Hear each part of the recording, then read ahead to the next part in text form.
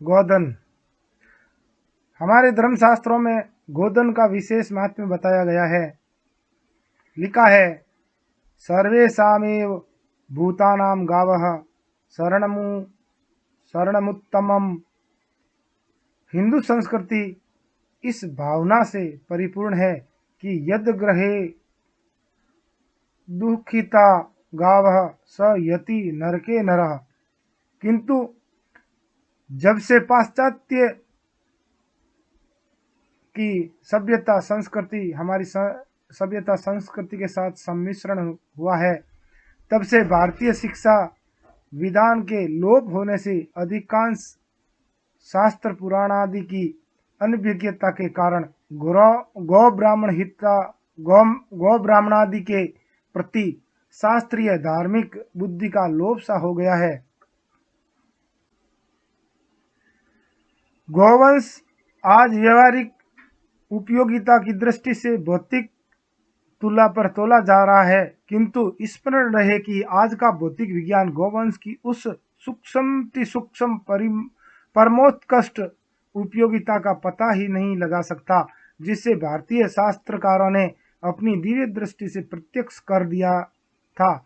गौवंश की धार्मिक महानता उनमें जीवन सूक्ष्म कारण रूप तत्वों की प्रखरता के कारण है। उनकी खोज और जानकारी के लिए आधुनिक वैज्ञानिकों ने भौतिक यंत्र सदैव स्थूल ही रहेंगे।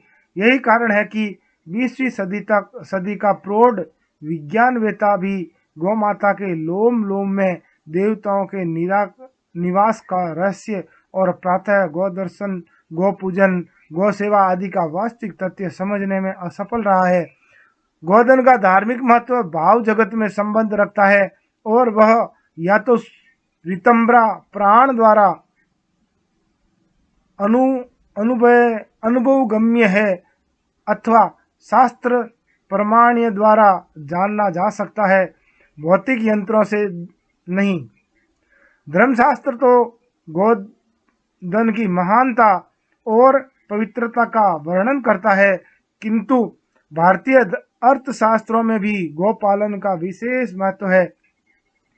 कौटिल्य अर्थशास्त्र में गोपालन और गोरक्षण का विस्तृत विवरण मिलता है।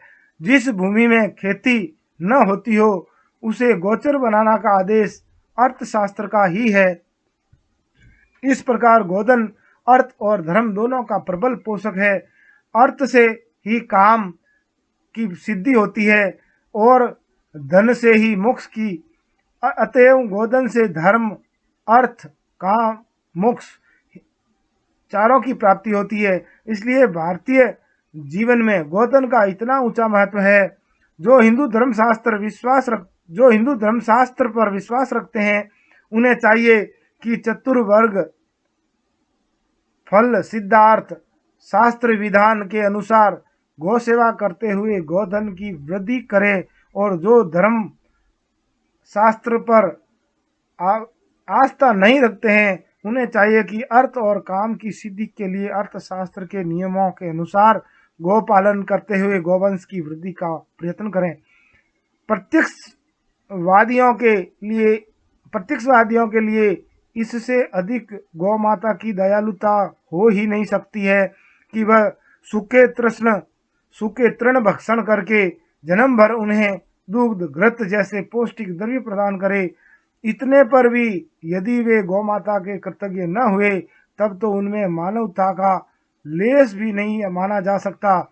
गौ माता के द्वारा मानव समाज को जो लाभ है, उसे पूर्णतया व्यक्त करने के लिए सहस्त्रों पृष्ठों की कई पुस्तकें लिखनी होगी। संक्षेप में यही कहा जा सकता है कि गौमाता ने मानव समाज को जो लाभ गौमाता से जो मानव समाज को लाभ है, उससे मानव जाति गौमाता का सदा ऋणी रहेगी। वध आदि हिंसक उपायों द्वारा गौवंश का ह्रास करना धार्मिक और आर्थिक दोनों दृष्टियों से राजा प्रजा दोनों के लिए हानिकारक है। अतएव ऐसी भयंकर प्रथाओं को सर्वथा रोकने का प्रयत्न सभी को करना चाहिए। कई देशी रजवाड़ों ने इस संबंध में प्रशंसनीय कार्य किया है, किंतु जब तक केंद्रीय सरकार इसके लिए बाध्य नहीं किया जाएगा केंद्रीय सरकार को इसके लिए बाध्य नहीं किया जाएगा, तब तक संतोषजनक परिणाम असंभव सा प्रतीत होता है। इसके लिए देशव्यापी यथेष्ट यत्न होना चाहिए।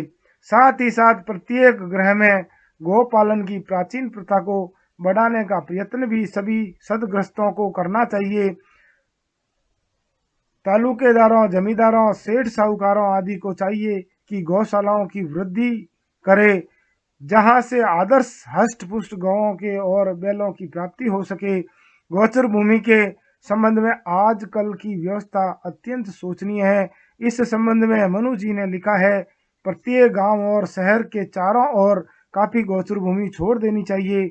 सभी समर्थ किसानों, जमींदारों और सेठ साहूकारों को अपने अपने केंद्रों में गोचर भूमियों का यथोचित प्रबंध करना चाहिए और गोधन की वृद्धि का सदैव ध्यान रखना चाहिए। इसी में भारत और भारतीय सभ्यता का गोचर गौरव तथा सच्चा स्वार्थ निहित है।